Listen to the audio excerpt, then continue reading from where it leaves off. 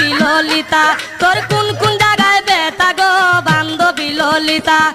বিরোধ হইয়া কাদির হইয়া ঝুলাইয়া মাথা গো বান্ধবী ললিতা, তোর কোন কোন জায়গায় ব্যথা গো বান্ধবী ললিতা।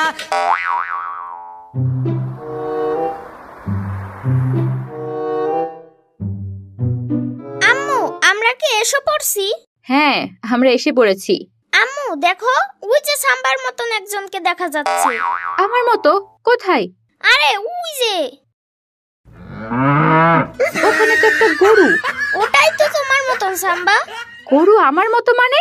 বারে, তুমি সাম্বা আর ওটা হাম্বা, অনেক মিল না? আপু, তোমার এই ফাজিল ছেলেটাকে সামলাও। ইয়ামিন, খালামণির সঙ্গে এরকম করো না। আচ্ছা, আর বলবো না। এই তোমরা লেট করো না, এখন চলো। ওরে আমার দাদু ভাই রে, এতদিন পর আমার কথা মনে পড়লো। বাবা, আসসালামু আলাইকুম। আপনি কেমন আছেন বাবা? ওয়ালাইকুম আসসালাম। এই তো বৌমা, ভালো আছি। আব্বা, তুমি তো অনেক শুকিয়ে গেছো, খাওয়া দাওয়া করো না?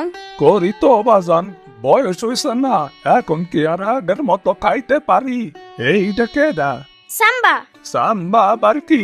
না না, আমার নাম শ্রাবণী। আপনি আমাকে অনেক ছোট থাকতে দেখছেন। তুমি তো তাহলে মা অনেক বড় হয়ে গেছো। দাদু হাম্বার মতো বড় হয়ে গেছে। আব্বা ঘরে চলেন, মা কই? পাশের বাড়িতে গেছে, এখনই চলে আসবে। দাদু, তুমি একটা গল্প বলো। কি গল্প শুনবা দাদু ভাই? ভূতের গল্প। আচ্ছা, তাহলে শোনো। আমাদের এই গ্রামের ভিতর একটা রাজবাড়ি আছে, আর ওই রাজবাড়িতে একটা রাজা থাকতো। কিন্তু সেই রাজা ছিল খুব খারাপ। একদিন সেই রাজা একটা মাইরা ফালাইছে। মেরে ফেললো?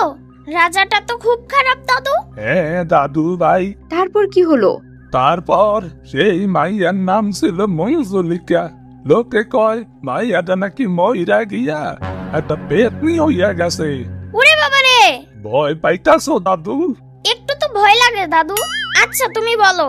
সেই পেতনি তখন রাতের বেলা সেই রাজবাড়ির ভিতরে ঘোরাফেরা করে, আর রাজবাড়ির সামনে যারেই পায় তারেই খাইয়া ফেলে। ওরে বাবারে, না আর শুনবো না। আচ্ছা, আর শোনা দরকার নাই, তোমরা এখন ঘুমাও দাদু ভাই।